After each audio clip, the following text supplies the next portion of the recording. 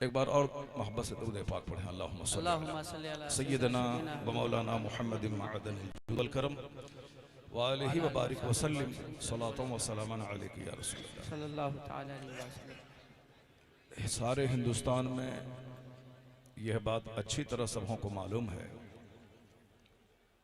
कि मनाज़िर अहले सुन्नत तलवार आला हज़रत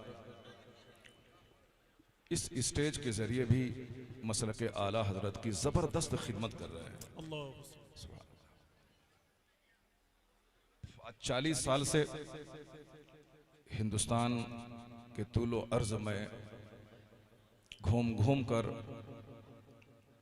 मुखालिफिन अहले सुन्नत का ज़बरदस्त आपने रद्द किया और उसका पीछा किया,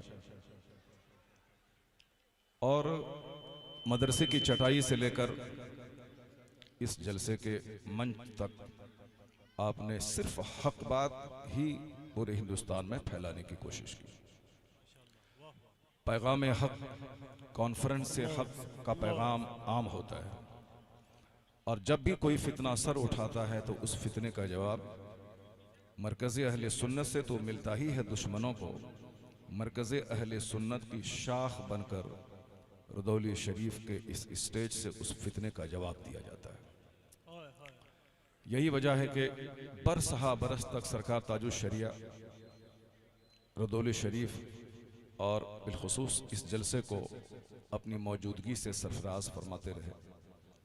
उनके वसाल के बाद अभी नाइब ताजुल शरिया बनकर काज़िल क़ुज़ात फ़िल हिंद कायदे अहले सुन्नत लगातार कई सालों से आकर आपके दीन ईमान अकीदे की हिफाजत के लिए वो कोशा रहते हैं।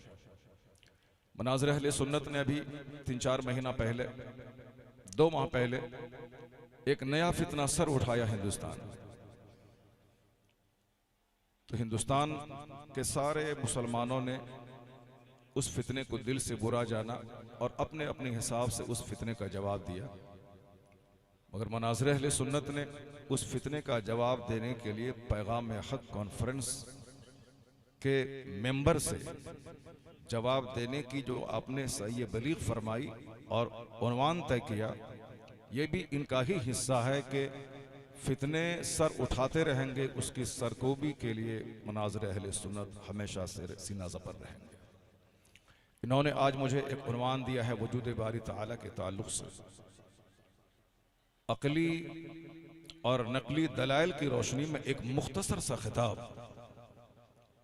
आप करें, तो मैं चूंकि एक लंबा खिताब करने का आदी हूं, लेकिन आज सिर्फ आधा घंटा के अंदर मैं अपनी गुफ्तगू को समेटने की कोशिश करूंगा, और इस मौजू के मुताबिक मुकम्मल तौर पर तो नहीं बल्कि बहुत हद तक अहले इल्म और अहले अक्ल को मुतमईन करने की मैं कोशिश करूंगा।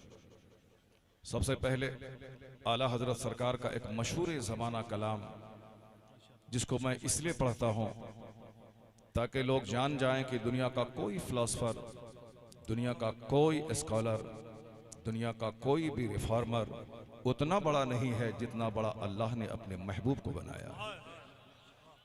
आला हजरत के कलाम में वो चाशनी और वो जाज़बियत है कि आज से 50 साल पहले जब मैं 5 साल की उम्र का था, उस वक्त गांव देहात की छोटी छोटी महफिलों में ये नाते पाक गुनगुनाया करता था, और आज 55 साल की उम्र में जब भी मैं उस कलाम के मिसरे को पढ़ता हूँ, चाहे तहत के साथ ही क्यों ना हो, तो लगता है कि जैसे आज पहली बार पढ़ रहा हूँ।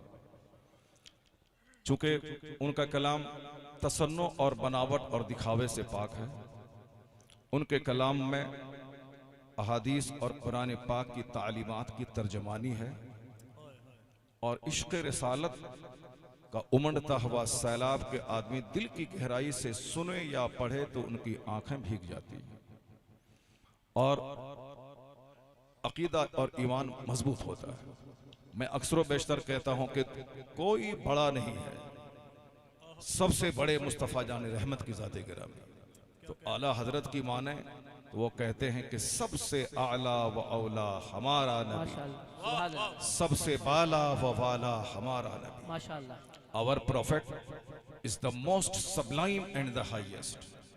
क्या Our prophet is the most elegant and the greatest. बहुत सारे लोग अंग्रेजी में धौंस जमाने के लिए गुफ्तगू करते हैं, मगर आला हजरत ने नाते पाक पढ़ने का ऐसा माहौल पूरी दुनिया में पैदा किया कि अब अंग्रेजी जबान में भी नबी की नात लिखी जा रही है। माशाअल्लाह। हमारे वह बच्चे जो स्कूल और कॉलेज में पढ़ते हैं, जो अंग्रेजी में इश्क या शायरी करते हैं, अंग्रेजी में फिक्शन और नावल पढ़ते हैं, मैं उनको बताना चाहता हूं कि जबान कोई भी हो मगर जिक्र मुस्तफ़ा का होना चाहिए। क्या बात है, वाह वाह वाह वाह वाह वाह। Our prophet is the most sublime and the highest. Our prophet is the most elegant and the greatest. आला हजरत ने बिल्कुल सरल और सिंपल अंदाज में हुजूर की अजमत बयान करते हुए कहा कि अपने मौला का प्यारा हमारा नबी, वाह वाह वाह वाह। दोनों आलम का दूल्हा हमारा नबी। क्या बात है, वाह वाह वाह। Our prophet is the beloved messenger of his creator. Our prophet is the bridegroom of this world and the hereafter. एक जबरदस्त शेर जिसमें आला हजरत ने सरकार दो जहां अलैहिस्सलाम के हुस्न को बयान किया है। सबको मालूम है कि आका अलैहिस्सलाम का हुस्न कैसा था, आपकी ज़बान अक़दस, आपके रुखसार मुबारक, आपकी पेशानी मुबारक, वह सब कुछ मौजूद है। मगर आला हजरत ने एक जबरदस्त शेर कह के हुस्न की अक्कासी की कि आधा हुस्न लोग कहते हैं कि जनाब यूसुफ अलैहिस्सलाम को अल्लाह ने दिया था, लेकिन उस हुस्न में सबाहत थी और इस हुस्न में मलाहत है। कहते हैं आला हजरत हुस्न खाता है जिसके नमक की कसम, है वह मलीह दिल आरा हमारा नबी। Our prophet has such a beautiful complexion. The beauty itself takes an oath by his attraction. और इस कलाम का सबसे मालूमाती और सबसे मशहूर शेर जो सब बच्चे को याद है, किसके पास सारी नेमतें हैं जो सब कुछ दे सकता है? किसी के पास हुस्न है तो दौलत नहीं, दौलत है तो हुस्न नहीं, हुस्न नहीं। किसी के पास दुनियावी दौलत है तो ईमान अकीदे की दौलत नहीं। कोई हिंदुस्तान का बांटने वाला है तो अमेरिका का नहीं। एक ऐसी जात जिनके पास सारी नेमतें मौजूद हों, जो कहते हों कि वल्लाह युअती व अना कासिम, अल्लाह देता है मैं बांटता हूँ। आला हजरत ने इस तमाम अकीदे को इस शेर में बयान किया कि कौन देता है देने को मुँह चाहिए, देने वाला है सच्चा हमारा नबी। Our prophet is the true distributor of God's favors. He alone can give because he has these powers. आला हजरत ने इस कलाम के मक्ते में आपने लिखा कि संकट की घड़ी में काम आने के लिए लोग दूसरों से दोस्ती करते हैं ताकि वो मुसीबत में काम आए। जैसे बहुत सारे लोग अपनी मस्जिद का मुतवल्ली किसी गोंडे को बना देते हैं ताकि शरीर लोगों को ये सीधा करे। बहुत सारे लोग अपना रिश्ता नाता गोंडों से कायम करते हैं ताकि जब मैं संकट में घिरूं तो ये गोंडा मुझे काम आए। बहुत सारे लोग पॉलिटिकल लीडर से दोस्ती करते हैं, उसको गाहे बगाहे ईद के दिन नेक लोगों को बुला के नहीं। ऐसे लोग जो इनका खाना खाकर दिन भर झूठ बोलेंगे उनको बुलाते हैं और अपना दस्तरखान बिछाते हैं, जबकि आका ने कहा था कि दोस्ती मोमिन से करना और अपना दस्तरखान नेक लोगों के लिए बिछाना। हुजूर ने कहा था कि ला तुसाहिब इल्ला मुमिना ला याकुल तामक इल्ला तकी, तेरा खाना ना खाए मगर नेक लोग, और दोस्ती मत करना मगर नेक लोगों से। क्यों? अगर नेक लोग तेरा खाना खा के मस्जिद में जाके सजदा किया तो उसके बदन में जो आपकी रोटी की ताकत होगी और जिससे वो सजदा करेगा आप भी उस नेकी में शरीक हो जाएंगे। और अगर आपने किसी गोंडा और किसी चोर और किसी झूठ बोलने वाले और सुबह से शाम तक गाली बकने वाले को, मेरा इशारा आप समझ गए होंगे, सुबह से लेकर शाम तक गाली बकने वाले को अगर किसी ने दस्तरखान बिछा के खाना खिलाया तो फिर उस गाली बकने में जो एनर्जी होगी, आपकी बिरयानी की एनर्जी शामिल होगी, तो आप भी उस जुर्म में शरीक समझे जाएंगे। नारे तकबीर। अब लगता है कि इस बार हकीकत में आ गए। नारे रिसालत, मसलके आला हजरत, आमदे हुजूर गया से मिल्लत, आमदे हुजूर शेरे कालबी, शहजादे आले रसूल, शहजादे आले रसूल, फैजाने कालपी शरीफ, फैजाने कालपी शरीफ, आमदे हुजूर गया से मिल्लत, शेरे कालपी। नाराए तकबीर, नाराए रिसालत, मसलके आला हजरत, जलसे दस्तारबंदी दारुल उलूम मखदूमिया हजरत अल्लामा मुफ्ती शहरियार साहब क़िबला, हुजूर मुनाज़िर अहले सुन्नत जनाब असद इकबाल कलकत्तवी, नाराए तकबीर, नाराए रिसालत, आमदे हुजूर ग़यासे मिल्लत। जवाब दीजिए माशाअल्लाह। हाँ, बिल्कुल आराम से हैं आप। आमदे हुजूर ग़यासे मिल्लत, और मिलके बोलो आमदे हुजूर ग़यासे मिल्लत, आमदे हुजूर ग़यासे मिल्लत। फैज़ाने कालबी शरीफ, फैज़ाने कालबी शरीफ, आमदे हुजूर शेरे कालबी, आमदे हुजूर शेरे कालबी। हाँ, फैज़ाने अब्दुल रहमान जामी, नारे तकबीर। सुभान अल्लाह, सुभान। तो आप देख सकते हैं कि आला हजरत के कछार का शेर हुजूर ग़यासे मिल्लत की आमद आमद हो गई। नसब और हसब के एतबार से आप आला तो है ही, लेकिन मसलक आला हजरत के एक ज़बरदस्त दाई और मुबल्लिग की हैसियत से आपकी पहचान पूरी दुनिया में हो गई है। इन्होंने आपको बताया है कि मैं सैयद ज़रूर हूँ, मगर सिर्फ सैयद की वजह से कोई बंदा काबिल एहतराम नहीं होता। यहाँ से बाजू में लखनऊ है, लखनऊ में एक ज़बरदस्त अदीब, ज़बरदस्त अरबी ज़बान के मुफक्किर थे, उनके नाम के साथ भी लफ्ज़ सैयद लगा हुआ था, लेकिन वो हमारे लिए इसलिए काबिल एहतराम नहीं है कि वो नाम के आगे सैयद है मगर मुस्तफ़ा जान रहमत का आशिक नहीं है। एक बहुत बड़ा मुफक्किर आज से 50 साल पहले, जिन्होंने एक बहुत बड़ा फितना पूरे बर्रे सग़ीर हिंदो पाक में फैलाया था, उसके नाम के साथ भी लफ्ज़ सैयद लगा हुआ था। सैयद अबुल उला मौदूदी, सैयद अबुल हसन अली मियाँ नदवी, ये सारे नाम के साथ सैयद लगे हुए हैं, मगर वो हमारे लिए काबिल एहतराम इसलिए नहीं है कि जो मुस्तफ़ा का नहीं है वो हमारा नहीं।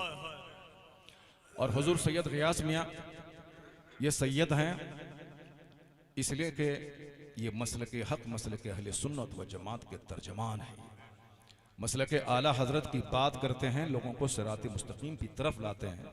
ये खुद अहले हक़ हैं और हक़ का पैगाम देते हैं, इसलिए इनका काम और इनका नसब, ये दोनों मिलकर इनके एहतराम को हमारे नज़दीक एक मिसाली एहतराम बना दिया। ये हमारी इज़्ज़त व ताज़ीम के मुस्तहिक़ हैं।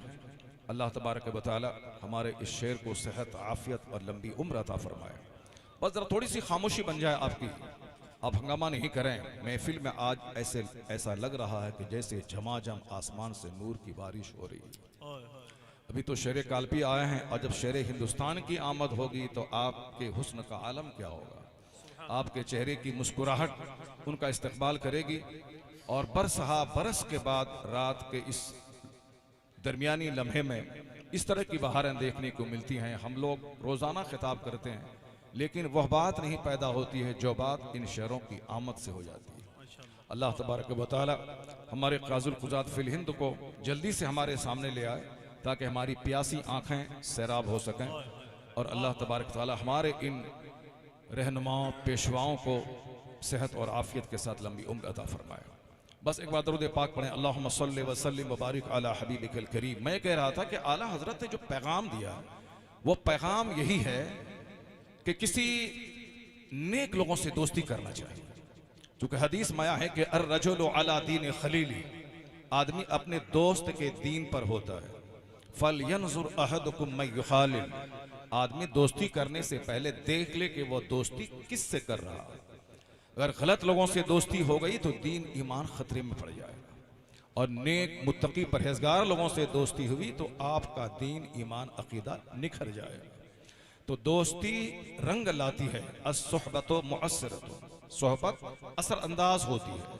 तो दोस्ती नेक लोगों से करें, गुंडों से नहीं। मुसीबत में कौन काम आएगा आपके? आला हजरत कहते हैं ये काम नहीं आएंगे, बल्कि गमज़दों को रजा मुज़दा दीजिए कि है बेकसों का सहारा माशाअल्लाह, सुभान अल्लाह। गमज़दों को रजा मुज़दा दीजिए कि है बेकसों का सहारा हमारा नबी। चूंकि मैं जो बात करने जा रहा हूँ वो दुनिया के सबसे बड़े मुस्लिह, सबसे बड़े मुअल्लिम, सबसे बड़े रिफॉर्मर, सबसे बड़े पैगंबर इसलिए मैंने आला हजरत के अशार से अपनी गुफ्तगू का आगाज किया।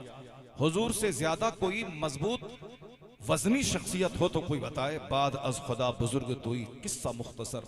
जिस तरह हुजूर की शख्सियत सबसे ज्यादा वजनी है, उसी तरह हुजूर की बात भी सबसे ज्यादा लाजवाब है। उनकी बात का कोई जवाब नहीं है दुनिया में। एक हदीस पाक है कि लौला बहाइमुन रुत्तउन व शयूखुन रुक्कउन व अतफालुन रुत्तउन। जरा इस पे अल्फाज की तरतीब और अल्फाज की हुस्नी अदायगी पे गौर कीजिए कि ऐसा कोई इंसान की जबान से क्या निकल सकता है जो एक आम मामूली इंसान हो। जैसे कुरान पाक की आयतों में जो माना खेजी होती है और उसके बाद जो अल्फाज और जुमले की से जो एक नगमगी का एहसास होता है, यही एहसास रसूल पाक के इरशादात में भी है। हुजूर क्या कहते हैं, लौला बहाइमुन रुत्तउ, अगर ये चरने वाले ग्रेजिंग एनिमल्स, अगर ये चरने वाले जानवर नहीं होते। बात है अलग अलग, लेकिन अलग अलग बातों को एक जुमले में जमा किया गया है और फिर एक बहुत बड़ी नसीहत हमारे सामने रखी गई है। आका फरमाते हैं, अगर ये चरने वाले जानवर नहीं होते, जिसके बारे में आप और हम कहते हैं कि मैं इसे चराता हूं, मैं इसके चारे का इंतजाम करता हूं, मैं इसके लिए घास लाता हूं। हुजूर कहते हैं, अगर ये चरने वाले जानवर नहीं होते, वह शयूखुन रुक्कउन, वह बूढ़े जिसकी कमर झुक गई है, अगर ये कमर झुकी बूढ़े नहीं होते। आप कहते हैं कि मैं अपने बूढ़े माँ बाप को पालता हूं, मगर हुजूर क्या कहते हैं, अगर ये झुकी कमर वाले बूढ़े नहीं होते, वो अतफालुन रुत्तउन, रुत्तउन, रुक्कउन, रुत्तउन, इन तीनों अल्फाज पे गौर करें। तीनों के मानी अलग अलग है, लेकिन हुजूर ने बगैर बनावट, बगैर तसन्नो के बिल्कुल आसानी से जो बात कह दी है, उती तो जवामे अल कलीम। आका फरमाते हैं कि I have been given comprehensive speech, जामे कलीम, मुख्तसर जुमले में हजारों लाखों बातों को पहुंचा देना, यानी समंदर को कूजे में समो देना। ये आका अलैहिस्सलाम की फजीलत है। आका फरमाते कि फुद्दिल तो अलल अंबिया बिसित्त, यानी दूसरे तमाम नबियों पर जिन 6 चीजों से मुझको फजीलत दी गई है, उसमें एक फजीलत यह है कि मैं जामे कलीम हूं। मुख्तसर अल्फाज और जुमले में ढेर सारी बातें मैं पहुंचा देता हूं। उसकी एक मिसाल मैं दे रहा हूं, चूंकि हुजूर की बात ही काफी है वजूद बारी ताला की दलील के लिए। मगर चूंकि बात हुई है अकली दलाइल की, बात हुई है रैशनल लॉजिकल बातों की, तो मैं सिर्फ ये बात कहता हूं कि आका की बात सबसे लाजवाब है। लेकिन आका ने बात ही बात में जो बातें कह दी हैं, उसका तो कोई तोड़ ही नहीं है, उसका तो कोई जवाब नहीं है। आका फरमाते हैं, अगर ये चरने वाले जानवर नहीं होते, अगर ये झुकी कमर वाले बूढ़े नहीं होते, वह अतफालुन रुद्दाउन, अगर ये दूध पीने वाले बच्चे नहीं होते, यानी grazing animals, old man with bent backs, और ये सकलिंग चिल्ड्रेन, यानी दूध पीने वाले बच्चे जो माँ बाप के सहारे पे आधारित रहते हैं, जो हरकत भी नहीं कर सकते बगैर माँ बाप के। तो हुजूर कहते हैं कि ये दूध पीने वाले बच्चे, ये झुकी कमर वाले बूढ़े और ये चरने वाले जानवर अगर नहीं होते, लसुब्बा अलैकुमुल अज़ाबु सब्बा, अल्लाह तुम पर अजाब नाजिल करता, वाला रुस्सा रुस्सा, और तुम्हें अजाब की रस्सी में जकड़ देता। क्या मतलब? तुम ये मत कहना कि मैं बच्चों को पाल रहा हूं, बल्कि इन दूध पीने वाले बच्चों की वजह से तुम पाले जाते हो। ये मत कहना कि मैं झुकी कमर वाले बूढ़े को पाल रहा हूं, बल्कि इन बूढ़े माँ बाप की वजह से तुम पाले जा रहे हो। यह मत कहना कि मैं जानवर को पालता हूं, इन बेजबान जानवर की वजह से तुम पाले जा रहे हो। अगर ये बेजबान जानवर ना होते, ये बेजबान दूध पीने वाले बच्चे नहीं होते, और ये बूढ़े माँ बाप नहीं होते, तो अल्लाह ताला तुम्हें अजाब की रस्सी में जकड़ देता। और एक हदीस में आया है कि एक बूंद पानी अल्लाह आसमान से नहीं उतारता। तो बात साफ लफ्जों में, हम इसे नहीं पालते हैं, हम इन बूढ़े माँ बाप की वजह से पाले जाते हैं। तो आका अलैहिस्सलाम ने जो एक मुख्तसर से जुमले में 1,00,000 सफ़हात के मफाहीम को जमा कर दिया है, ये मुस्तफ़ा का ही हिस्सा है। इसलिए आला हजरत ने कहा कि सारे ऊंचों में ऊंचा समझिए जिसे, है उस ऊंचे से ऊंचा हमारा नबी। सारे अच्छों में अच्छा समझिए जिसे, है उस अच्छे से अच्छा हमारा नबी। अब मैं आपको एक दलील देता हूं। एक सवाल पैदा हुआ है कि क्या अल्लाह तबारक व तआला है या नहीं। कौन है जो इस दुनिया को चलाता है, कौन है जो इस दुनिया को बनाया है, कौन है। क्या खुद ब खुद यह दुनिया बन गई है, खुद ब खुद यह दुनिया चल रही है। उसके लिए अकली दलीलें तो बहुत सारी हैं।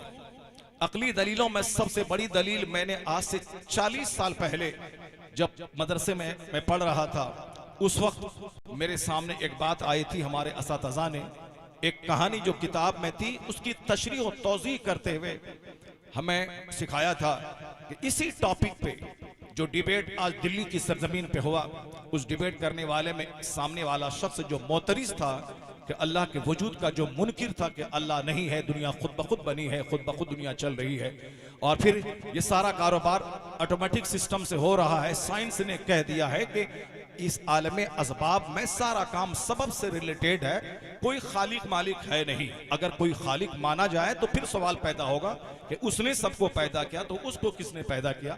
इसी तरह की बगैर सरपैर की बात आज से 1200 साल पहले भी आई थी। एक मुल्हिद और बेदीन ने कहा था कि कोई खुदा नहीं है, बल्कि दुनिया खुद से बनी है, दुनिया खुद से चल रही है। तो सबसे बड़ी दलील देते हुए इमाम आज़म रज़ी अल्लाह ताला अन्हु ने मुनाजरे की तारीख और मुनाजरे के मौजू का सिलेक्शन तयन किया, और उसमें लाखों लोगों की शिरकत हुई। तो मेरे इमाम ने हिकमतन मसलहतन आने में थोड़ी सी ताखीर की। वो तहरिया, वो मुल्हिद पानी पी पी कर जबान फाड़ फाड़ कर कहने लगा, देखो तुम्हारा इमाम आने से कतरा रहा है, आने में देरी कर रहा है, नहीं है उसके पास कोई दलील कि इस कायनात का खालिक कोई है। वो गला फाड़ फाड़ के चिल्ला रहा था। इसी दौरान इमामी वक्त तशरीफ लाए, हर तरफ से वालिहाना उनका इस्तकबाल हुआ। तो इमाम वक्त से पूछा गया कि आपके आने में ताखीर क्यों हुई। इमाम आज़म ने कहा, क्या करूं, मैं आ तो रहा था वक्त पे, लेकिन रास्ते में एक नदी थी और नदी में पार करूं कैसे, कोई कश्ती नहीं थी। मैं इसी शशोपंज में था तो मैंने देखा कि एक दरख्त खुद ब खुद कट गया, खुद ब खुद तख्ते तैयार हो गए, खुद ब खुद कश्ती बन गई, और वो कश्ती मुझे बिठाकर खुद ब खुद नदी के पार कर गई। तो मैं इसीलिए मेरे आने में थोड़ी सी ताखीर हुई। उस मुल्हिद और बेदीन ने चीख चिल्ला के कहा था कि देखो जी, तुम्हारा इमाम कितना झूठ बोल रहा है। क्या कोई दरख्त बगैर किसी काटने वाले के कट सकता है? क्या कोई कश्ती बगैर बनाने वाले के बन सकती है? क्या कोई कश्ती बगैर किसी मल्लाह के आदमी को लेके पार कर सकती है? देखो तुम्हारा इमाम कितना झूठ बोल रहा है। इमाम आज़म ने कहा, बस यही मुनाजरे का जवाब है, तुम्हारे सवाल का जवाब है। जब एक दरख्त बगैर काटने वाले के कट नहीं सकता, जब एक तख्ता बगैर बड़ी के फट नहीं, तख्ता बनाया नहीं जा सकता, एक कश्ती बगैर मैमार के बन नहीं सकती, ये बता दे जमीन और आसमान के ये वसी सिस्टम, ये दरख्तों का सिस्टम, ये नदी नाले का वजूद, और ये सारी कायनात का निजाम बगैर चलाने वाले के कैसे चल सकता है। इसका मतलब है कि दुनिया का खालिक है, मालिक है। जब एक घर बगैर गार्जियन के नहीं चल सकता, जब एक स्कूल बगैर ओनर के नहीं चल सकता, जब एक मुल्क बगैर हाकिम के नहीं चल सकता, ये कायनात जो जटिल, जो विशाल, जो महान है, ये बगैर खालिक इसका निजाम कैसे चल सकता है। ये इस बात की दलील है कि खुदा है, और वो भी 2-4 नहीं बल्कि एक है, जो अरब साल से दुनिया को चला रहा है, चलाता रहे। नाराए तकबीर, नाराए रिसालत, मसलके आला हजरत, जलसाए दस्तारबंदी, आमदे हुजूर क़यासे मिल्लत, आमदे हुजूर एतराज करने वाला अगर कोई बहुत बड़ा पढ़ा लिखा आदमी होता तब पढ़ी लिखी जबान इस्तेमाल की जाती। लेकिन जो बंदा एतराज आज के इस दौर में जो मुल्हिद कर रहा है, वह कौन सा है? वह फिल्म में गाने लिखने वाला, शायरी करने वाला, एक शायर खुदा के वजूद का इनकार कर रहा है, गाने लिख के 2-4 पैसे कमा के खाने वाला। खैर चलिए, एतराज किया तो है सही, एतराज किया उसने, उस एतराज का जवाब मैं देता हूं। मैं किसी शायर से जवाब नहीं दूंगा। मैं दुनिया का एक बहुत बड़ा स्कॉलर, दुनिया के बहुत बड़े साइंटिस्ट, दुनिया के बहुत बड़े लोग जिन्होंने हवाई जहाज दिया, जिन्होंने माइक्रोफोन दिया, जिन्होंने इस दुनिया को फ्रीज दी, इन वैज्ञानिकों ने कायनात के वजूद के ताल्लुक से क्या कहा और वजूद बारी ताला के बारे में उन्होंने जो अपने हार्ट्स की फीलिंग को एक्सप्रेस किया है, उन लोगों से बहस है। शायरी करने वाला बहुत पहले से शायरी करता है, उसे क्या मतलब, वो अगर कायनात की सच्चाई का पता लगाने के लिए कोई अजूबा चीज दुनिया को दे दिया होता और अपनी तहकीक से दुनिया को मालामाल करता तो चलो ठीक है, बहुत बड़ा मुहक्किक है, ये इनकार कर रहा है। लेकिन शेर व शायरी करने वाला ऐसे ही बगैर सर पैर की बातें करता रहता है। मैं भी बताऊंगा कि फ्रांस का एक बहुत बड़ा साइंटिस्ट, उसने कैसे खुदा के वजूद को तस्लीम किया। मैं बताऊंगा आपको कि थाईलैंड की राजधानी बैंकॉक के एनाटॉमी का प्रोफेसर, उन्होंने किस बात को सुनने और समझने के बाद अल्लाह तबारक व तआला के वजूद को तस्लीम किया। ये वह लोग हैं जिनकी मेहनतों से हवाई जहाज बना है, ये वह लोग हैं जिनकी मेहनतों से माइक्रोफोन जैसी अजूबा चीज वजूद में आई है, ये वह लोग हैं जिनकी मेहनतों से वॉशिंग मशीन, फ्रिज, कूलर, यानी जितने भी साइंटिफिक इंस्ट्रूमेंट्स इन लोगों ने दिमाग जला जला करके दुनिया वालों को दिया है, इनकी फिक्र गहरी फिक्र है। इन्होंने वजूद बारी ताला के ताल्लुक से जो उन्होंने दलाइल दिए हैं, मैं 2-3 बातें आपसे करूंगा, मगर जरा आप गौर से सुने कि कुरान करीम ने अकली दलील देते हुए क्या कहा।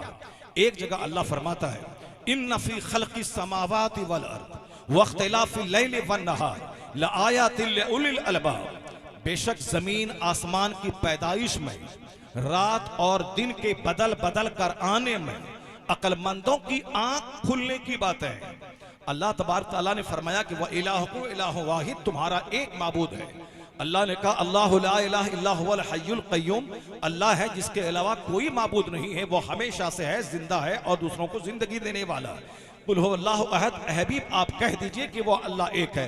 ये सारी बातें अपनी जगह कि अल्लाह एक है, अल्लाह है सारी कायनात के खालिक, लेकिन इसमें अल्लाह ने कहा कि जमीन आसमान की पैदाइश में और रात और दिन के बदल बदल कर आने में, यह आसमान जो बगैर खंबे के खड़ा है, इस आसमान को देखो कि किसने इस आसमान को पैदा किया है। यह आसमान बगैर किसी पिलर के कैसे खड़ा है, यह जमीन समंदर के ऊपर में कैसे बिछा दी गई है, और ये रात और दिन बदल बदल कर जो आते हैं, यह रात आती है, यह दिन आता है।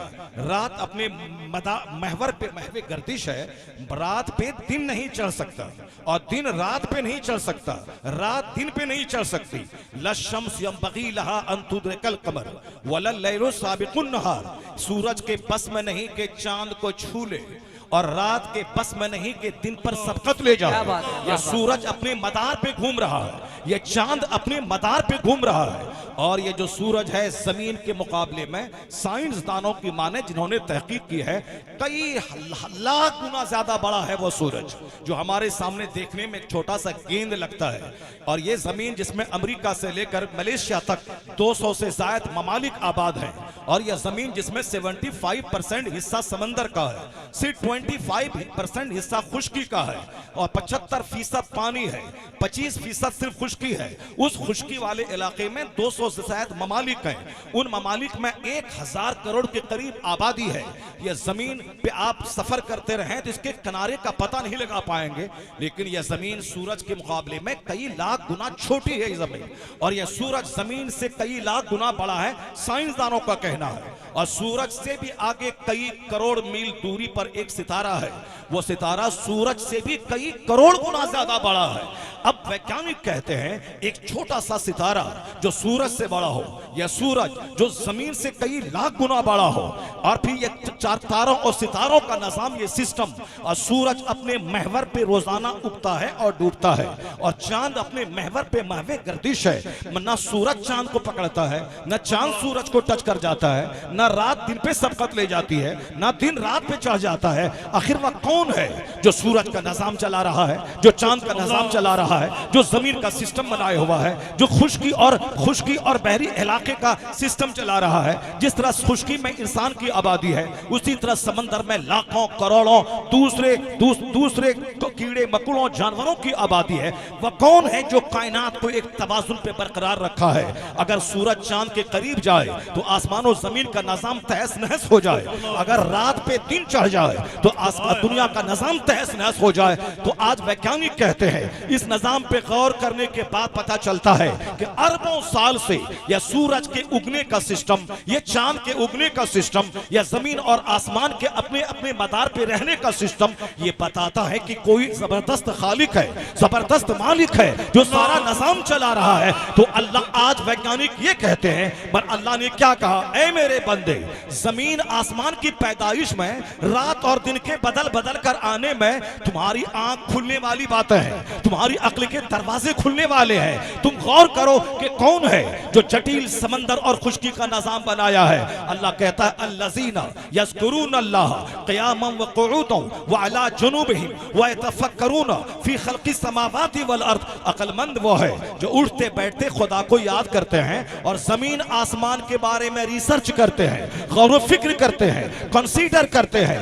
डीप थिंकिंग से काम लेते हैं। और जब यह दिमाग चलाएंगे और सारे सिस्टम पे गौर करेंगे तो अंदर से एक आवाज आएगी, रब्बना मा खलक़्त हाज़ा बातिला सुब्हानका फ़क़िना अज़ाबन नार। ए अल्लाह, तू इस कायनात का खालिक है, तू कायनात को बेकार नहीं बनाया है। हम चाहे जितनी इबादत तेरी कर लें और तू हम तेरी इबादत का हक मुझसे अदा ना हो पाएगा, अपने फजल से तू मुझे जहन्नम की आग से बचा ले। यानी गौर फिक्र के बाद पता चलता है कि जमीन और आसमान, सूरज और चांद का निजाम बताता है कि दुनिया का कोई खालिक है, मालिक है, वो अल्लाह रब्बुल इज्जत की जात है जिसकी गवाही मुस्तफा जाने रहमत ने दी है।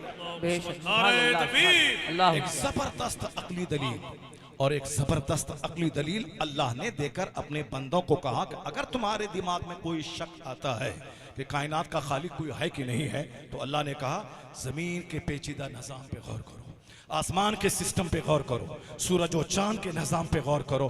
अंतुम अशद्दु खल्क़न अमिस समा, क्या तुम्हारा पैदा करना ज्यादा भारी है या आसमान का पैदा करना? अल्लाह ने कहा फलयंजुरिल इंसानु मिम्मा खुलिक़ मिन माइन दाफ़िक़ यख़रुजु मिन बैनि सुल्बि व तराइब। अकली दलील एक दूसरी आयत करीमा से गौर से सुनिए। आजकल ये लोग यही नहीं कहते हैं कि इंसान इतना बड़ा वजूद है, ये खुद ब खुद पैदा हो गया, एक सिस्टम है, इसमें सॉल्ट है, इसमें स्वीट है, इसमें ये है, इसमें वो है, ये सारी बातें जिससे कि ये इंसान बन जाता है। खुद ब खुद ये सारे सिस्टम से इंसान पैदा हो जाता है और खुद ब खुद ये मर जाता है। ये लोग इस तरह की दलीलें देते हैं कि कैसे इसका कोई खालिक होगा। अब जरा अल्लाह ने इसका भी जवाब दिया और फिर बिल्कुल हमारी अक्ल से लगती हुई बात मेरा खालिक, मेरा मालिक कहता है कि मेरे बंदे जरा अपनी पैदाइश पे गौर कर लेना। फलयंजुरिल इंसानु मिम्मा खुलिक़ मिन माइन दाफ़िक़ यख़रुजु मिन बैनि सुल्बि व तराइब इन्नहु अला रजइही लक़ादिर। A man should consider in his creation how he is created. Allah ने क्या कहा, इसमें नमाज, रोज़े, हज और ज़कात की बात नहीं। वो दहरिया ने एक एतराज किया था कि मजहब की बातें आप नहीं करेंगे, बल्कि आप अकली दलाइल की रोशनी में ये बताएंगे कि वाकई कायनात का पैदा करने वाला कोई खालिक, कोई मालिक है। अकली दलील की रोशनी। इस आयत करीमा में अल्लाह ने नमाज, रोज़े, हज और ज़कात की बात नहीं की है, बल्कि बंदों को कहा है कि तुम दिमाग लगाओ, मैंने तुझको दिमाग दिया है। पेट है जो दाना पचाता है, ये पाँव है जो तुम्हें लेके चलता है, ये हाथ है जिससे तुम काम करते हो, ये जबान है जिससे तुम बातें करते हो, ये आंख है जिससे तुम दुनिया को देखते हो। लेकिन ये ब्रेन है, ये फोर हेड, या हेड मतलब सर और फोर हेड का मतलब पेशानी, यानी फोर मैन जो फैक्ट्री का मजदूरों का चलाने वाला हेड होता है, या हेड का भी फोर हेड है, ये पेशानी। पेशानी इसलिए सबसे बड़ी है पेशानी, चूंकि पेशानी में सोचने की एक मशीन लगा दी गई है। इस दिमाग से तुम्हें सोचना है कि आसमान कैसे बना, जमीन कैसे बनी, मैं कैसे पैदा हुआ, जानवर कैसे पैदा होते हैं, यह घास कैसे उगती है, यह नदी, नाले, डेजर्ट सबका मैनेज कैसे होता है। तुम दिमाग जलाओ। तो अल्लाह ने क्या कहा, तुम गौर करो कि तुम पैदा हुए कैसे हो। पानी का एक कतरा जो बाप की रीढ़ की हड्डी से निकलता है, पानी का वो कतरा जो माँ के सीने की हड्डी से निकलता है, और यह दोनों कतरे जाकर यूटेरस बच्चादानी में जमा होते हैं। और फिर अल्लाह ने क्या कहा, वो जो जो सुल्ब से और तराइब से निकलता है, अल्लाह ने क्या कहा, उस पानी पे तुम गौर करो कि कैसे उसको उसमें हमने तस्वीर बनाई और कैसे हमने नाक नक्शे का ढांचा बनाया और कैसे मैंने तुझको पैदा किया। तो अल्लाह कहता है कि पानी के एक कतरे से मैंने पैदा किया है, मैंने ऐसा अजूबा इंसान बना दिया, उसमें नाक नक्शे और सारा स्ट्रक्चर और ढांचा मैंने बनाया और फिर मैंने तेरी रोजी का इंतजाम किया, फिर दोबारा मैं तुझको मौत दूंगा और मरने के बाद फिर मैं दोबारा तुझको उठाऊंगा। तो अल्लाह ने कहा अपनी पैदाइश पे गौर कर ले, तू अपने पैदाइशी निजाम पे गौर कर ले कि कैसे मर्द हैं, कैसे औरत हैं, वो कैसे दोनों आपस में मिलते हैं, कैसे पानी का कतरा एक महफूज जगह पहुंचता है, कैसे वहां ढांचा बनता है, वह कौन है जो एक पानी के कतरे में इतनी जबरदस्त शक्ल तामीर करता है। तो अल्लाह ने कहा जब तुम इस पे गौर करेगा तो पता चलेगा जो माँ के रहम में इतनी बड़ी जबरदस्त तस्वीर बनाता हो वो ऐसे खुद ब खुद नहीं बन सकता है, बल्कि कोई मुसव्विर हकीकी है, कोई बनाने वाला है। ये इस बात की दलील है जब तू आंख के सिस्टम, जबान के सिस्टम, ब्रेन के सिस्टम, अपने कुव्वते हाजमा डाइजेस्टिव सिस्टम पूरे निजाम पे गौर करेगा तो एक आवाज दिल से आएगी, इतना बड़ा अजूबा इंसान बनाने वाला वो है जो मेरा खुदा है, जो मेरा खालिक है,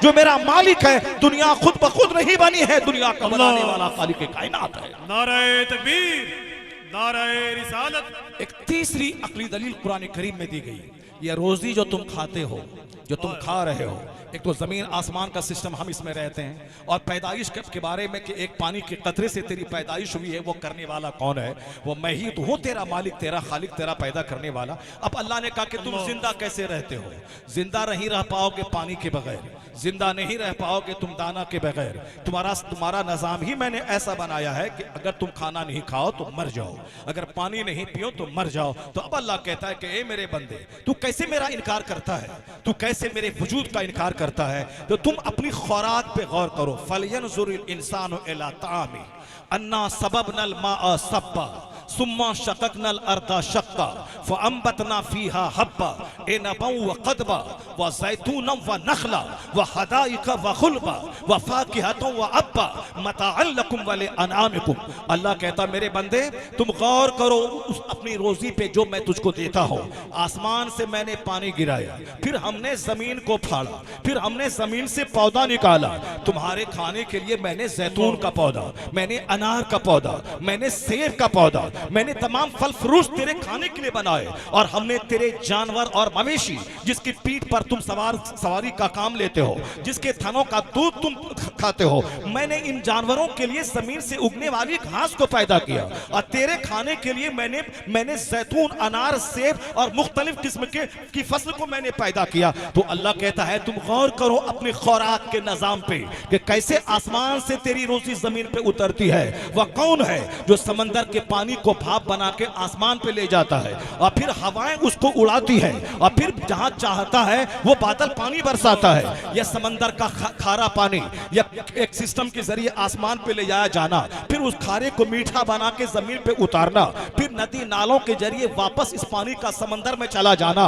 यह पानी का चक्कर, ये वाटर साइकिल, समंदर से भाप बन के पानी ऊपर गया, फिर वह पानी ऊपर से नीचे आया और यह खारा पानी मीठा बनाया गया, फिर नदी नाले झरनों के जरिए ये पानी समंदर में चला गया। तो जैसे आप कहीं देखते हैं पानी का चक्कर, कि वह पानी का चक्कर कैसे है, एक पानी का हौज है, उसमें एक मशीन लगा दी गई है, उसमें फव्वारा ऊपर जा रहा है, वही पानी फिर दोबारा गिर रहा है, फिर वही पानी दोबारा उस फव्वारे में जा रहा है, इसे वाटर साइकिल कहते हैं। ये समंदर का पानी कौन है जो भाप बना के ऊपर ले जाता है, फिर उसे जमीन पे गिराता है। तेरे पीने के लिए इसी खारे पानी को मीठा कौन बनाता है, उस पानी से जमीन की फसलें कौन उगाता है, तुम्हारे लिए मेवे और फसलें पैदा करता है, तुम्हारे जानवर के लिए घास पैदा करता है। अगर तुमने गौर किया तो तू यही कहेगा वह मेरा रब है, वह मेरा खालिक है, वह मेरे कायनात का खालिक है जो मुझे जिंदगी दी है एक पानी के कतरे से और मुझे रोजी का इंतजाम किया है समंदर के पानी को आसमान पे ले जाके।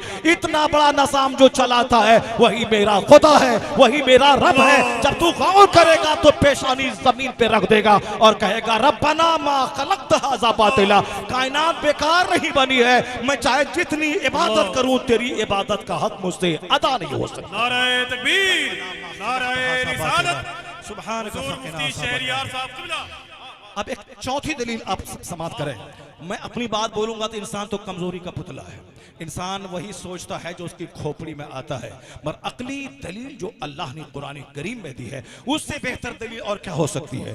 अल्लाह कहता है अफला यंजुरूना इलल इबिली कैफ खुलिकत व इलस समाई कैफ रुफियत व इलल जिबाली कैफ नुसिबत व इलल अर्दी कैफ सुतिहत फज़क्किर इन्नमा अंत मुज़क्किर। अल्लाह कहता है they don't see how the camel is created. तुम जिस जानवर को, चूंकि इस्लाम अरब में आया, कुरान करीम अरब में नाजिल हुआ है, अब अरब में सवारी जो आज से 1400 साल पहले जिस सवारी का इस्तेमाल लोग करते थे उसमें सबसे बड़ी सवारी है ऊंट, यानी डेजर्ट रेगिस्तान का जहाज ऊंट कहलाता है। यह डेजर्ट में आदमी चले तो पांव रेत में धंस जाए, लेकिन यह ऊंट है जो उस रेत में दौड़ता है। अगर वहां 2-4 घंटे पानी नहीं मिले रेगिस्तान में तो बंदा प्यास के मारे तड़प तड़प के मर जाए, लेकिन यह ऊंट है जो कई दिन का पानी अपने पेट में स्टॉक करके चलता है। चूंकि यह रेगिस्तान का जहाज है और बबूल के पेड़ पर अगर हाथ में लगाऊं तो हाथ जख्मी हो जाए, लेकिन एक नर्म और नाजुक मुंह है ऊंट का जो उसी कांटेदार पौधे में उसकी रोजी रखी गई है, उसी बबूल के पेड़ के कांटेदार पत्तों को वो खाता है अब नर्म और नाजुक मुंह लगाकर। अल्लाह कहता है तुम इस ऊंट पे क्यों नहीं गौर करते कि कौन है जो ऊंट को अजूबा पैदा किया है। 5 दिन का पानी यह ऊंट अपने पेट में स्टॉक करके चलता है और रेत पे तुम अशरफुल मखलूकात हो और रेत बालू पे चलो रेत पे तो तेरा पांव जमीन में धंस जाए, लेकिन यह कौन है जिसने ऊंट को बनाया है जो उस रेत पे जहाज की तरह दौड़ता है, पानी को पेट में स्टॉक करके चलता है। ये नर्मो नाजुक मुंह से बबूल के कांटेदार पौधे में इसकी खुराक रख दी गई है। ये अजूबा जानवर जो ऊंट है यह किसने बनाया है। अल्लाह कहता है ये ऊंट को देख, या आसमान को देख बगैर खंबे के कौन खड़ा किया है, या जमीन को देख किसने पानी पे बिछाया है, या पहाड़ को देख किसने तेरे लिए खूंटा बनाया है। अगर पहाड़ जमीन से ऊपर अगर 1000 फीट है तो जमीन के नीचे 10,000 फीट पहाड़ की जड़ है समंदर में, और यह पहाड़ है जो जमीन को हिलने से रोकता है। तो अल्लाह ने इसमें कहा ऊंट को देख ले, पहाड़ को देख ले, जमीन को देख ले, आसमान को देख ले, तब तुझे पता चलेगा कि कोई है जो इस दुनिया का बनाने वाला है। हम इंसान ऊंट के सामने बेबस हैं। यह इस बात की दलील है कि कायनात का जर्रा जर्रा बताता है कि अल्लाह है। यह ऊंट बताता है, ये जानवर बताते हैं, ये दरख्त बताता है, ये रेगिस्तान बताते हैं, यानी हर तरफ अल्लाह ने का दिमाग लगा ले, जर्रा जर्रा बताएगा कि कायनात बगैर बनाए कि नहीं बनी है, बनाने वाला खालिक है, मालिक है, वो खुदा की जात है। रब्बना मा खलक़त हाज़ा बातिला सुब्हानक फ़क़िना। 4-5 आयतों में सारी बातें अल्लाह ने बयान फरमा दी कि तुम जहां रहते हो, आंख उठा के आसमान, आंख नीची करके जमीन, समंदर, नदी नाले का सारा सिस्टम देखो। अब एक अकली दलील मैं आपको और देता हूं। मौला अली से किसी ने पूछा कि आपने कैसे पहचाना कि अल्लाह है। अल्लाह है, हुजूर ने कहा कि अल्लाह है, इस्लाम सच है, आका इस्लाम पर अल्लाह का कलाम नाजिल हुआ, ये तो बिल्कुल सच है, लेकिन आप दिमागी तौर पर कोई ऐसी बात बताइए जिससे ये पता चले कि हाँ वाकई अकल सामने वाले की कबूल कर ले कि कायनात का कोई पैदा करने वाला है। मौला अली कहते हैं, वह मौला अली जिनके बारे में हुजूर ने कहा था अना मदीनतुल इल्म व अली जुन बाबुहा, मैं इल्म का शहर हूँ और अली उस शहर का दरवाजा है। वह मौला अली जिसके बारे में आका ने कहा था, ए अली तुम्हारे बारे में 2 गरोह पैदा हो जाएंगे, एक गरोह तुम्हारी अकीदत में गुमराह हो जाएगा और एक गरोह तुम्हारी दुश्मनी में गुमराह हो जाएगा। इसलिए ज्यादा भटकने की जरूरत नहीं है। एक गरोह वो है जो मौला अली की मोहब्बत में न जाने क्या क्या कह दिया, उसे खुदा कह दिया, शेखैन करीमैन से बड़ा कह दिया, और आज भी ऐसे गुमराहों की जमात है जो मौला अली की मोहब्बत में अफजलुल बशर बादल अंबिया की शान में गुस्ताखी कर रहे हैं। और एक वो गरोह है जो गरोह है वह मौला अली से दुश्मनी करने में, बगावत करने में, वो अपने आप को राह रास्त से अलग कर लिया। मगर अल्हम्दुलिल्लाह हर दौर में अहले हक का नुमाइंदा दुनिया में आता रहा। इमाम आजम आए, इमाम मालिक आए, इमाम शाफी आए, इमाम अहमद बिन हंबल आए, गौसे आजम आए, इमाम गजाली आए, जलालुद्दीन सयूती आए। ये सारे के सारे इन तमाम गुमराहों से बचाते रहे, हक और बातिल में इम्तियाज पैदा करते रहे। आज से 100 साल पहले इसी तरह का फितना हिंदुस्तान में उठ रहा था तो अल्लाह ने अहले हक हक की रहनुमाई के लिए बरेली के इमाम अहमद रजा खां फाजले बरेलवी को पैदा कर दिया। वो उन्होंने उनका एक मसला उनका एक पैगाम है, मौला अली से इतनी शदीद मोहब्बत न हो कि बंदा सहाबी का गुस्ताख हो जाए, और इतनी दुश्मनी न हो कि बंदा अहले बैत की दुश्मनी में इस्लाम से अलग हो जाए। यानी बैलेंस बना के रखना, सहाबा के प्यार करना, अहले बैत से प्यार करना, सहाबा की ताज़ीम करना। तो बैलेंस बना के रखोगे तो ना इधर गड्ढे में गिरोगे ना उधर गड्ढे में गिरोगे, या सीधी सड़क शहरे शफात नगर की चली जाएगी। तो रजा से जो हटा वो गुमराह बर्बाद हो जाएगा, और रजा के मसलक को जो सीने से लगाया वो इफरातो तफरीद से बचकर सिराते मुस्तकीम पर चलने लगेगा। वह मौला अली, हम कहते हैं तुम क्या कहोगे? तुम तो झूठी शेखैन की दुश्मनी में मौला अली की तारीफ करते हो और तारीफ में हद से आगे बढ़ जाते हो। मुझसे सुनो, आला हजरत ने क्या कहा, बहरे तस्लीम अली मैदा में सर झुके रहते हैं तलवारों के।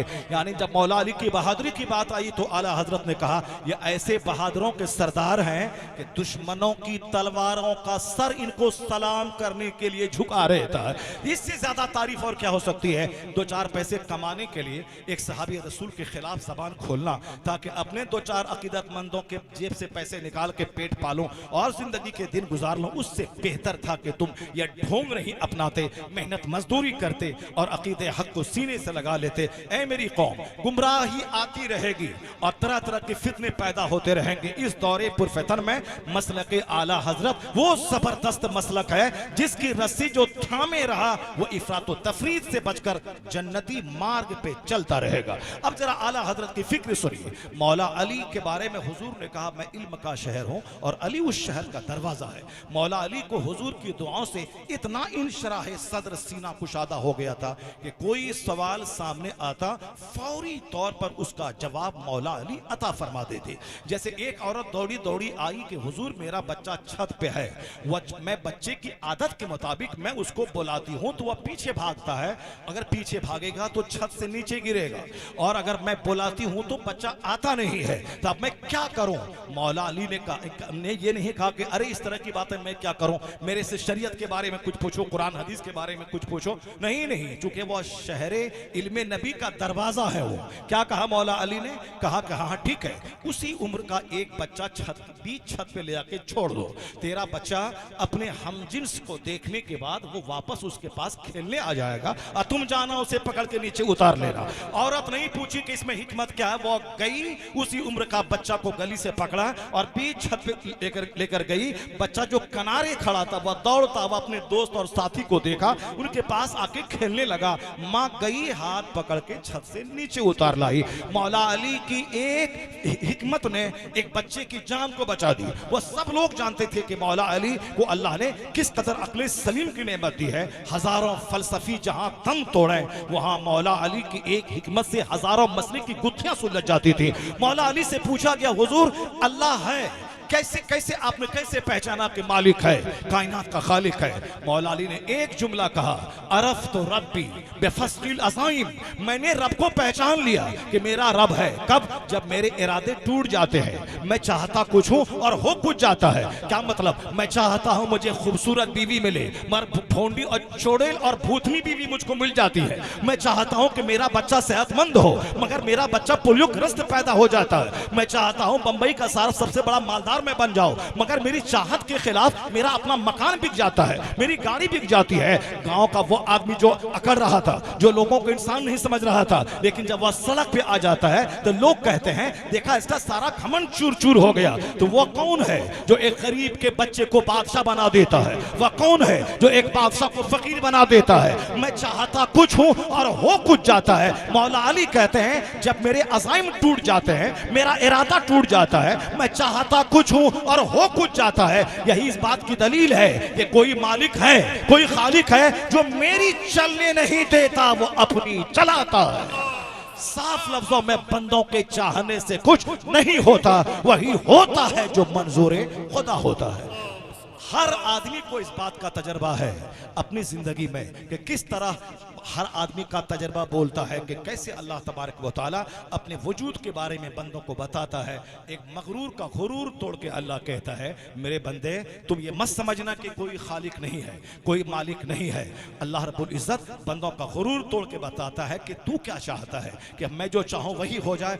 नहीं होगा, होगा वही जो तेरा खालिक, तेरा मालिक चाहेगा। अभी 6 साल पहले मैं आपसे कहना चाहता हूं, हिंदुस्तान में एक खतरनाक माहौल बना था। अब लोगों को लगने लगा था कि मदरसे का वजूद कैसे कायम रहेगा, सर पे टोपियां कैसे कायम रहेंगी, चेहरे पे दाढ़ियां कैसे रहेंगी, मुसलमान 40 करोड़ की आबादी में जो हिंदुस्तान में है ये कैसे रहेगा। अमेरिका इसके खिलाफ, जैसे अभी माहौल बन रहा है, सारी कुफ्र की ताकतें मुत्तहिद होकर मुसलमानों को खाने के लिए एक प्लेटफॉर्म पे आ रही हैं। 6 साल पहले आप सबों को याद होगा हिंदुस्तान का माहौल कैसा था। चाइना में मस्जिदों पे हमले हो रहे थे, जापान में मस्जिदों को तोड़ा जा रहा था, अमेरिका में साफदारी टोपी वालों को सताया जा रहा था, उनको जेल में बंद किया जा रहा था। इस तरह से पूरी दुनिया में एक अफरा तफरी का माहौल था। अहले अक्ल बहुत परेशान थे, अहले इल्म परेशान थे। अल्लाह के नेक बंदे रात में जाग जाग कर सजदे में दुआ कर रहे थे। लोगों को समझ में नहीं आ रहा था कि आखिर इस मुसीबत, इस संकट से कैसे निकलें। लेकिन लोगों ने देखा अचानक एक ऐसा माहौल पैदा हुआ, आसमान से 5000 फरिश्ते नहीं उतर गए इन दुश्मनों की सरकोबी के लिए। जो मैदान बद्र में 5000 फरिश्तों को अल्लाह ने आसमान से जमीन पे उतारा था, जो आए तलवार चलाने लगे और सहाबे कराम की तलवार चलाने से उनके तलवार चलाने से पहले उनकी गर्दन कट जाती थी। वहां तो फरिश्ते नाजिल हुए, पहले 3000 फिर 5000 फरिश्ते आसमान से उतर गए। तो अभी 505 साल पहले जब हालात हिंदुस्तान दुनिया भर के खराब हुए, सजदा करना मुश्किल हो गया। मैं प्लेटफॉर्म पे सजदा कर रहा हूं तो मुझे सजदा करने नहीं दिया जा रहा है। प्लेटफॉर्म पे लोग शराब पी रहे हैं, कोई रोकने वाला नहीं है। प्लेटफॉर्म पे कोई साहब चुमा चाटी कर रहा है, कोई रोकने वाला नहीं है। मैं सजदा कर रहा हूं तो कहा जाता है सजदा मत करो। ये हाल पूरी दुनिया का हो गया। अमेरिका में एक दाढ़ी टोपी वाले को पकड़ के साहब 3 घंटे तक एयरपोर्ट पर रखा गया कि तुम ये किताब क्यों ले जा रहे हो, तुम ये दाढ़ी क्यों रखे हो, तुम सर पे टोपी क्यों पहन रहे हो। दुनिया भर में एक अफरा तफरी का आलम था। अल्लाह तबारक व तआला नेक बंदों की दुआओं को सुनता है और फिर वो आसमान से फरिश्तों को नहीं उतारता है कि जाओ इन काफिरों की गर्दनें काट दो। नहीं नहीं, एक छोटा सा कीड़ा जो नमरूद जैसे काफिरों को खामोश करने के लिए जो वह कीड़ा आया था, एक मामूली सा मच्छर उस मगरूर का गुरूर तोड़ दिया। उसके जिसके वह सजदा करवाता था उनके सामने तड़प तड़प के जलील होके मरा। वही है जो मामूली मच्छर से नमरूद का गुरूर तोड़ा था। और आज के नमरूद जब सर उठाए तो अल्लाह ने एक छोटा सा कोरोना का कीड़ा भेज दिया। वह कीड़ा अमेरिका के एयरपोर्ट पे ताले लगवा दिया। चाइना जापान जैसे ममालिक के सरबराहों की अकल और उसकी सूझबूझ खत्म कर डाली। लोगों का घर क्वारंटाइन, लोगों का घर जेल खाने में तब्दील हो गया। रेलवे स्टेशन, प्लेटफॉर्म, एयरपोर्ट, लोगों का घर अपना कैद खाना बन गया। तब पूरी दुनिया के करोड़ों लोग मौत के घाट उतर गए। अब सारे लोग अब नमाज, रोजा, हज, ज़कात, दाढ़ी, टोपी, हिजाब, निकाब सब छोड़कर सब साहब वैक्सीन के पीछे लग गए, सब क्वारंटाइन के पीछे लग गए, सब सोशल डिस्टेंसिंग के पीछे लग गए, सब हैंड वॉश के पीछे लग गए। सब लोगों को एक अलग तरफ लगा दिया गया। वह कौन है जिसने दुनिया के लोगों को बता दिया कि तेरी नहीं चलेगा और तू जो चाहता है कि सजदागाह को मिटा दिया जाए, ऐसा नहीं होगा। तो वही खुदा की जात है जो फरिश्तों की फौज उतार कर नहीं, एक मामूली कोरोना का कीड़ा भेजकर दुनिया के हर घरों को कैद खाने में बदल दिया, बड़े बड़े हुक्मरानों के गुरूर को तोड़ दिया और फिर मुसलमानों ने चैन की सांस लिया। अब दोबारा फिर सजदे का माहौल, मदरसे का माहौल, मस्जिद का माहौल, जलसा जुलूस का माहौल, दुआ का माहौल, दाढ़ी टोपी का माहौल, हिजाब और निकाब का माहौल पैदा हो गया। पता ये चला कि जब बंदा मुश्किल में घिरता है और खुदा से फरियाद करता है, वही अम्मा युजीबुल मुस्तर्र इज़ा दुआ, जब कोई हालत इस्तिराब में दुआ करता है, वही खुदा है जो तेरी दुआ को कबूल करता है, तेरी मुसीबतें दूर करता है। नाराए तकबीर, नाराए रिसालत, आमदे हुजूर ग़यासे मिल्लत, आमदे हुजूर कायदे मिल्लत। आज का वैज्ञानिक, बस एक आखिरी बात मैं कहता हूँ, आज का वैज्ञानिक, कुरान चूंकि अल्लाह का कलाम है, जो हट धर्म है, जो समझना नहीं चाहते हैं उसको हम समझा नहीं पाएंगे, लेकिन जो अक्लमंद है, जो समझना चाहते हैं, उसके लिए हल्का सा इशारा काफी हो जाता है। कुरान करीम में इस तरह के बेशुमार अजायबात पिन्हा है, सिर्फ पढ़ने वाला चाहिए। अब साहब थाईलैंड की राजधानी बैंकॉक का एक बहुत बड़ा एनाटॉमी का प्रोफेसर मेगाटेट तेजस है। यह मुशरिक था, यानी बुद्धिस्ट था, मुशरिक था, तहरिया था, किसी खुदा पे यकीन नहीं था, वो सिर्फ साइंस की जबान जानता था। वो साइंस पढ़ता था, साइंस की तहकीक करता था। उन्होंने कहा कि मैं ऐसा काम करूंगा जो काम आज तक किसी ने नहीं किया है। मेगाटेक तेजासन जी ने रिसर्च किया, उन्होंने तहकीक की। क्या तहकीक की? उन्होंने तहकीक किया कि जो कि ब्रेन पर, हार्ट पे, लंग्स पे बहुत सारे लोगों ने रिसर्च किया है, लेकिन एक बात है कि आदमी के जिस्म में दर्द का एहसास चमड़े में होता है या जिल्द में होता है या हड्डी में होता है या गोश्त में होता है, कहां होता है? आज तक किसी वैज्ञानिक ने इस पे रिसर्च नहीं किया है। तो मैं तहकीक करता हूं। मेगाटेक तेजासन जी ने 10-20 साल तक दिमाग जलाया। वो शायरी करना और है, मगर दिमाग जला के सच्चाई की तह तक पहुंचना ये मुहक्किकीन का काम है। ये इतना बड़ा वैज्ञानिक, उन्होंने रिसर्च किया, मैं पता लगाऊंगा। उन्होंने 20 साल तक तहकीक की, उसके बाद एक किताब लिखी और दुनिया वालों को बताया कि दर्द का एहसास चमड़े में होता है, दर्द का एहसास गोश्त में नहीं, हड्डी में नहीं, बल्कि फीलिंग ऑफ पेन, ये जो स्किन है, ये रिसेप्टर ऑफ पेन है, यानी जिल्द का एहसास, चमड़े दर्द का एहसास चमड़े में होता है। तो हम लोगों के नजदीक कोई भारी बात नहीं है, क्योंकि हम लोगों को सिर्फ खाना पीना, पहनना ओढ़ना, मकान बंगला, यही सब चाहिए। इसलिए जो लोग अहले तहकीक हैं, उनके लिए बहुत बड़ी बात है कि जो काम दुनिया के करोड़ों दानिश्वरों ने नहीं किया, वो काम इस बंदे ने किया। उसकी इज्जत दुनिया के दानिश्वरों के दरमियान जो बढ़ जाती है, ये बहुत बड़ी बात है। एक मोमिन इज्जत के लिए मरता है, जन्नत के लिए मरता है, लेकिन जो दुनियादार है वो खाने पीने के लिए मरता है। जबकि हर खाना पखाना बन के निकल जाता है, हर कपड़ा फट जाता है, हर मकान जलजले में गिर जाता है। दुनिया की किसी चीज को करार नहीं है, इसी का नाम ही दुनिया है, जो एक हालत पे कभी ना रहे। सुबह होती है, शाम होती है, जिंदगी यूं ही तमाम होती है। बच्चा पैदा हुआ, जवान हुआ, बूढ़ा हुआ, मर गया। 100 साल पहले जो था वो आज उसमें से ढूंढने से नहीं मिलेगा, जो आज है वो 100 साल के बाद नहीं मिलेंगे। ये ऐसा जबरदस्त निज़ाम है दुनिया के चलने चलाने का, वो दुनिया चलाने वाला ही जानता है। तो दुनिया नाम है उसका जो एक हालत पे ना रहे, यही इस पर बंदा गौर नहीं करता है। मुहक्किकीन गौर करते हैं कि दुनिया का जर्रा जर्रा क्या कहता है। उन्होंने रिसर्च किया कि इस पॉइंट पे कोई काम नहीं किया है, मैं काम करके चला जाऊं। जो मुहक्किक होता है वो मर जाता है, मगर कोई काम दुनिया वालों को छोड़ के चला जाता है। आदमी वही है जो अपने से दूसरों को फायदा पहुंचाए, लेकिन बेवकूफ है जो खाए पिए, घर मकान बनाए और मर के कब्र में सड़ने के लिए चला जाए।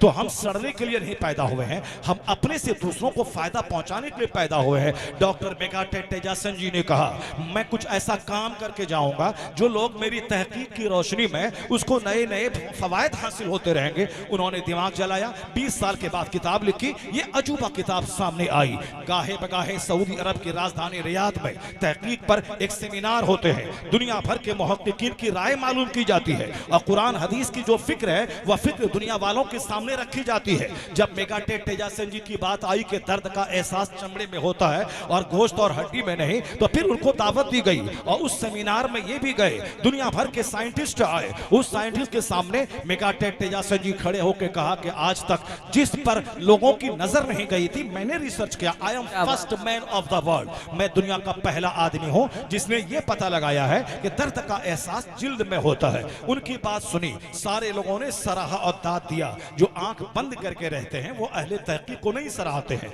लेकिन जो अहले फिक्र होते हैं वह दूसरों की मेहनतों को सराहते हैं। आपने मेहनत की, आपने 20 साल तक दिमाग जलाया और जो चीज आज तक बिल्कुल पर्दे राज में थी उसको आपने लोगों के सामने इंकिशाफ किया है। आपकी मेहनतों को दाद, आपकी मेहनतों को मैं सराहता हूं और आपके इस तहकीक का खैर मकदम और इस्तकबाल करता हूं। लेकिन कुरान करीम जो 1500 साल पहले अल्लाह ने अपने महबूब पैगंबर मोहम्मद अरबी अलैहिस्सलाम पे नाजिल किया है, जिस जमाने में फिजिक्स का नाम नहीं था, केमिस्ट्री का नाम नहीं था, बायोलॉजी का नाम नहीं था, अमेरिका नाम का कोई मुल्क नहीं था, कैम्ब्रिज ऑक्सफोर्ड नाम की कोई यूनिवर्सिटी नहीं थी। हिंदुस्तान का पता वास्को डी गामा ने लगाया है, अमेरिका का पता कोलंबस ने लगाया है। दुनिया के बाद बहुत सारे खित्ते अब तक वह पर्दे खिफा में थे, लोगों को उसका इल्म नहीं था, लेकिन ये सारी तरक्कियां 1000 साल के भीतर हुई हैं। चाहे ऑक्सफोर्ड, चाहे कैम्ब्रिज, चाहे हिंदुस्तान की 1 दर्जन से ज्यादा यूनिवर्सिटीज, ये सारी की सारी 500 साल के अंदर बनी है। लेकिन 1500 साल पहले जो कुरान नाजिल हुआ है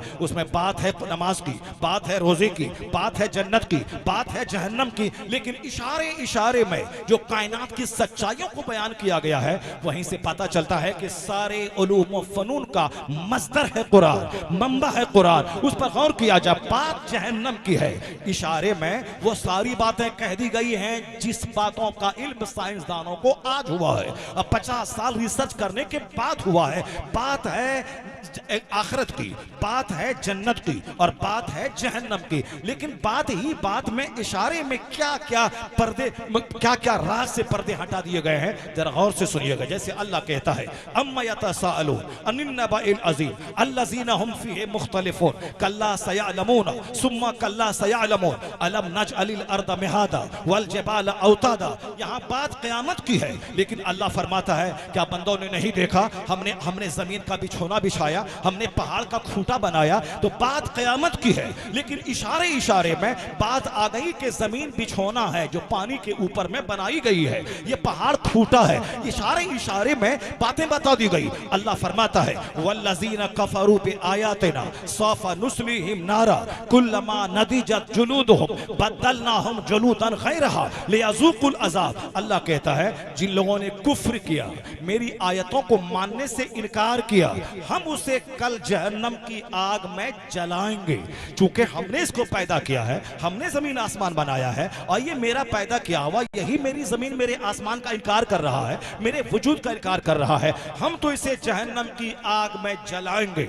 अकुल्लमा नदिजत जुलूदुहुम, जब इसका चमड़ा गल जाएगा तो हम इसकी उस खाल को फिर दोबारा नई खाल पैदा कर देंगे। लियज़ूकुल अज़ाब, ताकि दर्द का मजा चखे, ताकि अजाब का मजा चखे। यानी जब आग में खाल इसकी गल जाएगी तो बदलनाहुम जुलूदन गैरहा, उसकी जगह हम नई खाल पैदा कर देंगे। लियज़ूकुल अज़ाब, ताकि वो दर्द का मजा चखे। बात है जहन्नम में काफिरों को जलाने की, बात है मुनकिरीन को कयामत के दिन आग में जलाने की। और इशारे इशारे में जो बात हुई है कि खाल गल जाएगी तो दूसरी खाल बना देंगे। लियज़ूकुल अज़ाब, ताकि वो अजाब का मजा चखे। हड्डी और गोश्त के बदलने की बात नहीं, चमड़ा के बदलने की बात की गई। पता ये चला डॉक्टर मेकाटेट तेजासन जी 20 साल की तहकीक के बाद जिस नतीजे पर पहुंचे थे कि दर्द का एहसास चमड़े में होता है, यही बात कुरान में पूरी दुनिया को 1500 साल पहले से मालूम है कि दर्द का एहसास चमड़े में होता है। वह कौन है जिसने बताया है कि फीलिंग ऑफ पेन चमड़े में होता है? डॉक्टर मेकाटेट तेजासन जी ने कहा, क्योंकि वह किसी फिल्म में गाना लिखने वाला नहीं था, वो किसी फिल्म का शायर नहीं था, वो किसी बंबई में नाच कूद करके गाना लिख करके वो तो पैसा कमाने वाला नहीं था, वो रिसर्चर था, वो मुहक्किक था, वो अहले फिक्र था। उन्होंने कहा I am first man of the world, मैं दुनिया का पहला आदमी हूं जिसने ये तहकीक किया है कि दर्द का एहसास चमड़े में होता है। लेकिन अगर यही बात कुरान करीम में मौजूद है, या इस बात की दलील है कुरान इंसान का कलाम नहीं है, किसी बंदे का कलाम नहीं है, और जब सच्चाई सामने आ गई है तो दुनिया गवाह रहे कि मैं सच्चाई दिल से कबूल करता हूं कि कायनात का मालिक अल्लाह है और ये कलाम उसी का है, इसलिए मैं कलमा पढ़ता हूं मुस्तफा की गुलामी में। सुभान अल्लाह, नाराए तकबीर, अल्लाह अकबर, नाराए रिसालत, मसलके आला हजरत। अहले तहकीक मुहक्किक ने कलमा पढ़ के बताया कि जैसे जैसे इल्म दुनिया में फैलता जाएगा वैसे वैसे मुस्तफ़ा के गुलामों की तादाद में इजाफा होता चला जाएगा। थोड़ा सा इल्म आदमी को इस्लाम से दूर कर देता है, लेकिन साइंस का गहरा इल्म बंदे को खुदा से करीब कर देता है। इसलिए आला हजरत ने कहा इसकी उसकी देखोगे, यहाँ वहाँ देखोगे तो मुमकिन है कि दिमाग खुराफात का अड्डा बन जाए, तेरा ईमान कमजोर हो जाए, तेरा यकीन मजरू हो जाए। मत देखो, दुकान जाना है, सामान खरीदना है तो ट्रांजैक्शन तुम करो, ट्रांजैक्शन करो, मुशरिक से करो, मुल्हिद से करो, नजदी वहाबी से करो, ट्रांजैक्शन सबसे होगा मगर मोहब्बत सबसे नहीं होगी। मोहब्बत के लिए दिल दिया जाता है, तो लेन देन खरीदो फरोख्त सबसे, मगर दिल उसको दिया जाएगा जिस दिल में मुस्तफा की मोहब्बत हो। तो तुम किसी एक्टर के पीछे, किसी डांसर के पीछे, किसी बंबई में नाचने वाले के पीछे, किसी मुशरिक के पीछे मत जाओ। अपने घर की दीवार में एक नारा लिख के रख, ताकि दीन ईमान तेरे बाल बच्चों का भी महफूज रहेगा। ये बोलो हम किसी को नहीं जानते, उन्हें जाना, उन्हें माना, न रखा गैर से काम, लिल्लाहिल हम्द, मैं दुनिया से मुसलमान गया। मुसलमान बने रहने के लिए अल्लाह के रसूल सल्लल्लाहु अलैहि वसल्लम से सच्ची मोहब्बत करते रहें, हुजूर को पढ़ें, हुजूर को जानें। हुजूर की बात सबसे निराली, सबसे अनोखी, सबसे गहरी बात है। अगर वह दहरिया अगर मेरी बात सुन रहा होगा तो उसे भी चाहिए कि तौबा करके सच्चा मुसलमान हो जाए। अब इससे बड़ी अकली दलील और क्या हो सकती है वजूद बारी ताला की। मैंने बहुत कुछ नहीं 1% आपको मुतमईन करने की मैंने कोशिश की है। अगर बात में करता रहूं तो 2-4-5 घंटे चाहिए, ताकि इस तरह कुरान पाक की आयतों की दलील आप सुनते रहें, आपका सीना मचलता रहे और आप कहें ला इलाहा इल्लल्लाह मुहम्मदुर रसूलुल्लाह सल्लल्लाहु ताला अलैहि वसल्लम। अल्लाह तबारक व तआला हमको आपको दुनिया के सारे मुसलमानों को मुल्हिदाना फ़िक्र से महफूज रखे, हमें हुजूर की ग़ुलामी में जीने और मरने की तौफ़ीक़ अता फ़रमाए, हालत ईमान में मुझे मौत अता फ़रमाए, मरते वक्त ज़बान पे अल्लाह कलमा जारी फ़रमाए, मरने के बाद जन्नतुल फ़िरदौस में आका अलैहिस्सलाम के जवारी करीम में जगह अता फ़रमाए। आमीन व आखिरु दअवाना अनिल हम्द।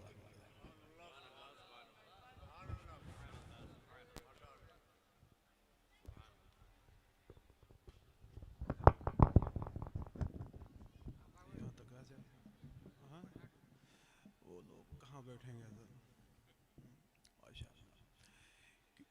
कि खुल्द में सरकार की नातें सुनाते जाएंगे। हाँ, थोड़ा सा चलिए ठीक है।